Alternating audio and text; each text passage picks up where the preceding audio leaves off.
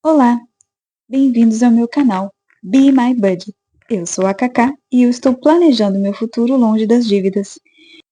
E no vídeo de hoje nós vamos falar um pouco sobre categorias. O que são categorias, quantas categorias eu devo ter, como é que funciona, como é que eu divido, como é que eu escolho categoria. Essa foi uma das principais dúvidas quando eu comecei a técnica dos envelopes. Eu sabia o que eu gastava, eu sabia que eu ia na padaria, que eu ia no supermercado, mas chegava na hora de anotar. Às vezes os planners que eu usava, as planilhas que eu já experimentei, tinha 5, 6 espaços e eu não sabia como é que eu classificava, como é que eu juntava. Se você tem essa dúvida também, ou gostaria de aprender, vem comigo.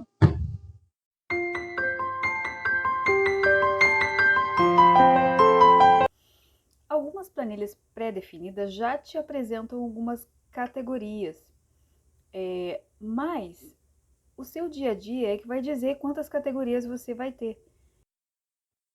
Então, para começar a técnica dos envelopes, não precisa ter muito dinheiro, não precisa investir muito dinheiro na realidade.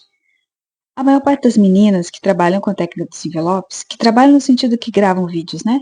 Tem esses binders bonitos aqui, ó. Todo mundo está acostumado a ver, que tem esses envelopes bonitos. Esse aqui eu comprei recentemente. Fazem uns cash stuffing, né? De colocar o dinheiro. Só que isso aqui custa dinheiro, nem todo mundo tem para investir. Eu comecei usando envelopes assim, ó. Desses que a gente compra na papelaria. Eu escrevia a categoria aqui e colocava o dinheiro aqui dentro.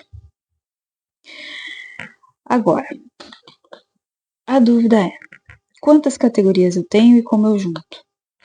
Mesmo quem tem binders, são essas carteiras aqui de couro, tem um número limitado de envelopes de plástico, porque esses envelopes aqui custam caros. A Jaque, eu acho que o canal dela é Jaque Finanças, ela ensinou a fazer um envelope usando plástico de encadernação, sabe? Com durex, uma forma bem econômica, cada envelope acho que saía 50 centavos desses de plástico. Eu achei uma ideia bem bacana. Fica a dica aí de vídeo para assistir. Bom, enfim, eu estava falando sobre categorias. E eu listei algumas categorias e eu gostaria de apresentar como sugestão para vocês e vou explicar mais ou menos como é que eu aglutinei, tá? Porque sempre é a minha experiência. Então, se for útil para vocês, eu gostaria de aproveitar esse momento para pedir para vocês curtirem, compartilharem, se inscreverem no canal, por favor, porque eu estou começando. E isso vai me ajudar a me incentivar e eu produzir mais vídeos. Bom, Agora, antes de entrar nas categorias propriamente dita, um, eu preciso fazer um adendo, que é explicar a técnica dos envelopes para vocês. Muitas vezes eu parto do pressuposto que vocês já sabem o que é a técnica dos envelopes, porque tem milhares de vídeos no YouTube explicando isso. Mas pode ser que tu não saiba, então em algum lugar eu tenho que explicar. E eu vou explicar do meu jeito. Veja bem, a técnica dos envelopes foi uma técnica criada pelas gringas, e vocês vão entender que faz total sentido para elas, que separa. A ideia é a seguinte: você recebe seu dinheiro, você saca o seu dinheiro e coloca seu dinheiro em envelopes com categorias pré-definidas. O envelope vai funcionar como um limitador de gastos. Por exemplo, se eu tenho R$ 50 no envelope e coloco comer fora, bom, eu sei que eu só posso comer e gastar R$ 50, porque é só o que tem naquele envelope. O pessoal nos Estados Unidos tem a tendência de receber de forma semanal. E aí eles são obrigados a fazer um controle diferente do nosso. Eles fazem o planejamento e orçamento semanais dos contra-cheques deles. Nós recebemos de forma mensal, então normalmente o nosso planejamento e nosso orçamento é mensal. O que faz com que o valor que a gente vai sacar vai ser muito maior do que o valor que eles sacam. Isso sem contar que, assim, eles usam uns cartõezinhos que são muito interessantes. A ideia é boa se funcionasse, seria maravilhoso. que eles vão ao caixa e eles dizem, eu quero 4 notas de 100, 2 notas de 50, 4 notas de 20. Aqui no Brasil, a gente tem muita dificuldade para acessar o banco, o caixa do banco. Nós normalmente sacamos em caixas eletrônicos e em lugares estratégicos, né, onde for mais seguro. Mas ainda assim, é muito perigoso no Brasil você andar com dinheiro, muito menos você sacar todo o valor que você ganha mensalmente de uma vez só. Sem contar que andar com dinheiro físico, num binder ou num envelope, é muito arriscado, porque você vai levar um valor muito alto em dinheiro. E corremos o risco de sermos assaltados e levarmos todo o dinheiro que a gente trabalhou o mês inteiro. Pensando nisso, nós aqui no Brasil demos uma pequena adaptadinha no... Pensando nisso, nós aqui do Brasil demos o nosso famoso jeitinho e adaptamos a técnica de envelope de uma forma mais segura. Gente, a técnica dos envelopes é envelope mesmo, tá? É aqueles de carta. Bom, as blogueiras começaram a usar dinheiros falsos, dinheiros sem valor, que elas colocam nos envelopes, classificam e fazem controles, que elas fazem o que os americanos chamam de cash stuffing, que seria encher os envelopes nas categorias que elas separam, e semanalmente ou quinzenalmente, dependendo do autocontrole que elas têm, elas fazem um acompanhamento, retiram os valores que elas gastaram e contam o dinheiro para saber quanto daquela categoria ainda resta para elas gastarem. Bom, uma informação muito importante a respeito da técnica dos envelopes é que vocês entendam que existe uma explicação lógica para se trabalhar com dinheiro físico. Eu conheço, só não vou me lembrar.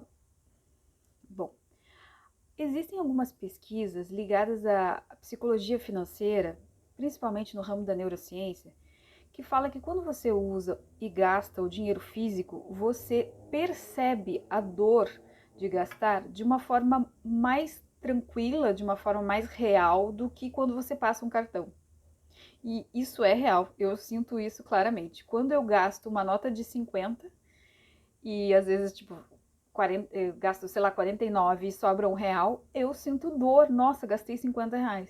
Quando você passa o cartão e deu, sei lá, R$47 no supermercado, parece que o cartão magicamente gastou esse dinheiro e a dor, ela é absorvida. Você não sente que você gasta. E aí vai indo, vai indo, vai indo, você não percebe o dinheiro indo.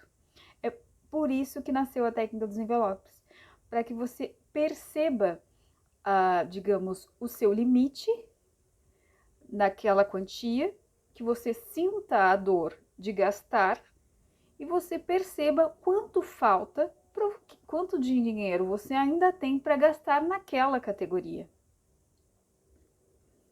Bom,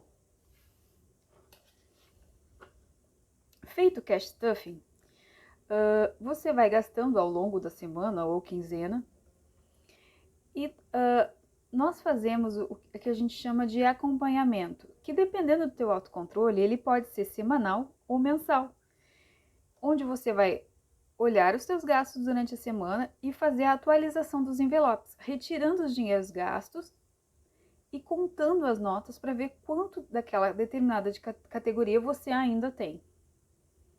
Bom, essa é a técnica dos envelopes, resumidamente, adaptada à forma como nós fazemos. Você vai ver eu fazendo isso no canal. Muitos outros canais também fazem. Os americanos e os europeus normalmente usam dinheiro físico, né? Os dólares e os euros.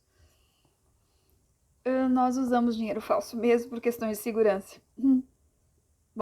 Eu vou mostrar para vocês as minhas principais categorias quando eu faço o planejamento, tá? Basicamente, elas são separadas nessas aqui: moradia, transporte, família, alimentação, comunicação, saúde, educação, lazer, doações, dívidas e investimentos.